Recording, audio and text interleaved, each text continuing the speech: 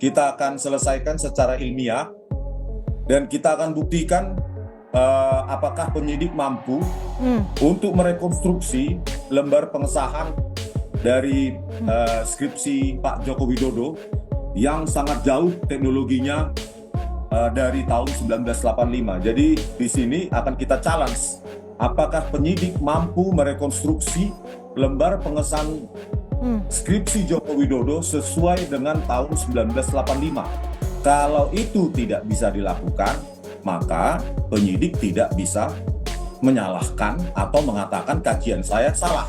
Karena saya berdasarkan basis ilmiah, string matching dan font identification dari lembar pengesahan skripsi Pak Joko Widodo yang saya foto sendiri pada saat kunjungan saya Fakultas Kehutanan UGM pada Maret 2025.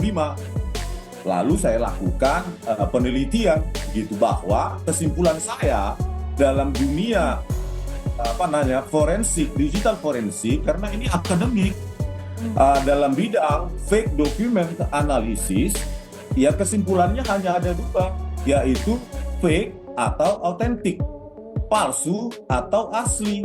Penjelasan paling sederhana adalah ya kalau skripsi palsu maka tanpa kita lihat pun ijazah pasti palsu. Oke, kenapa saya katakan skripsi palsu? Karena memang teknologi yang digunakan pada lembar pengesahan skripsi dari Pak Joko Widodo itu belum lahir saat itu. Catatan evolusi teknologi komputer itu exact, tidak bisa dimanipulasi. Teknologi font ya untuk secantik ini baru ada pada Windows 3.1. Windows 3.1 rilisnya tahun 1992. Di samping itu juga saya lakukan pendekatan ilmiah yang lain dengan teknologi identifikasi font dengan deep learning. Ya. Perlu saya sampaikan ada asas yang mengatakan bahwa affirmanti non neganti incumbit probatio.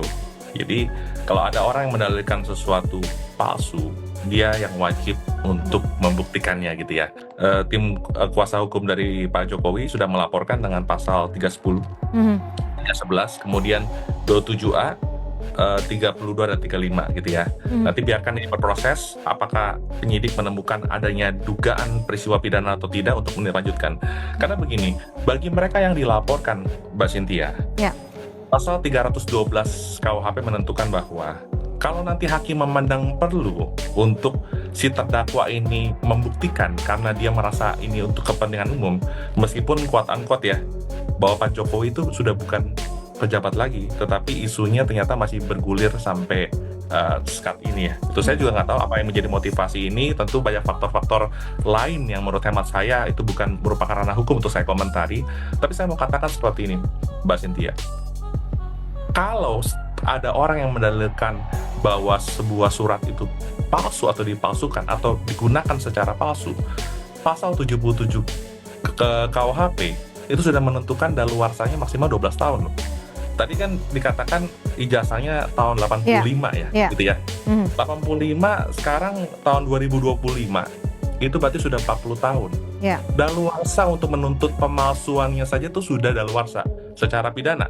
Secara perdata 1967 Kitab Undang-Undang Hukum Perdata juga menyatakan bahwa daluarsa untuk menuntut, karena kita dengar ada perkara perdata juga yang sedang bergulir saat ini, itu maksimal 30 tahun. Jadi kesempatan untuk membuktikan sebaliknya tetap diberikan ruang, tentu dengan catatan bahwa saya perlu mengatakan bahwa itu sudah daluarsa sebenarnya. Tuntutan mengenai sangkaan bahwa ijazah tersebut diduga palsu. Yang kedua, Mbak Cynthia, kalau kita lihat dari sisi hukum pembuktian, kebetulan saya adalah mendalami bidang hukum pembuktian ya.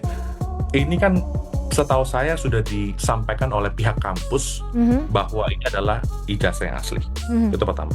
Yang kedua, dari proses perjalanan Pak Jokowi, mulai dari wali kota, gubernur, presiden 2 periode, bukankah itu sudah melewati proses verifikasi oleh Komisi Pemilihan Umum pusat dan daerah gitu ya. Nah, dalam hukum pembuktian itu ada disebut dengan istilah persangkaan.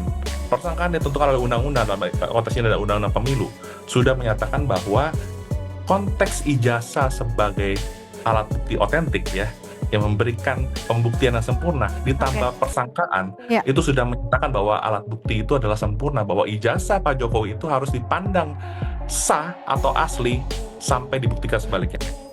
Jadi kalau ujaran kebencian atau pencemaran nama baik, ya silakan saja itu nanti dibuktikan oleh penyidik bahwa kajian saya salah. Silahkan lakukan uji kertas, lakukan uji tinta, lakukan uji teknologi, dan cari juga itu, karena seseorang menjadi sarjana UGM itu tidak mungkin tanpa KKN, kuliah kerja nyata. Ketika tanggal 15 April 2025, kedua wakil rektor yang hadir pun masih belum punya data KKN dari Joko Widodo, masih dicari kata. Silakan saja penyidik gitu loh. Mari kita berdebat, mari kita saling membuktikan. Saya juga akan membuktikan bahwa itu produk dari jauh setelah 1985. Silahkan penyidik membuktikan sebaliknya, dan saya tantang juga di sisi mereka yang mengadukan saya, ya harus siap membuktikan kajian saya salah gitu loh, untuk membuktikan bahwa saya mencemarkan nama baik. Ini kajian ilmiah saya, bahwa ada hasil fake document analisis itu mencederai perasaan orang lain, ya saya fix tetap pada pendirian saya tanpa dipengaruhi oleh siapapun dan tanpa dibayar oleh siapapun. Oke. Kita perlu membedakan dengan tegas ya persoalan adanya pihak-pihak tertentu yang meragukan atau bahkan menuduh ijazah Pak Jokowi adalah palsu, dan isu bahwa hari ini Pak Jokowi sebagai warga negara untuk membuat pengaduan dan laporan ya. Pengaduannya itu 311 dan pasal 27. Laporannya itu adalah 32 dan 35 Undang-Undang ITE. Ya kan? Saya menduga-duga ini, Mbak Cynthia, kenapa sih sampai menggunakan pasal 311? Ya menurut hemat saya, kuasa hukumnya juga harus menambahkan pasal 45 ayat 2 dan 4 Undang-Undang ITE, Undang-Undang Nomor 1 Tahun 2024, karena itu adalah fitnah secara elektronik gitu ya. Nah, mengapa saya perlu menyampaikan hal ini? Berarti karena kan pilihan yang diambil Pak Jokowi ini adalah suatu last resort. Kenapa last resort? Dia sudah tidak menjabat lagi sebagai presiden, tapi isunya masih bergulir terus. Tentu kan ini bicara tentang harkat dan martabat dia sebagai seorang pribadi, sebagai seorang warga negara yang harus dia perjuangkan.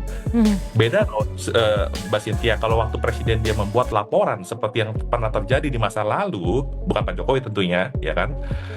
Dengan saat ini dia sebagai seorang warga negara.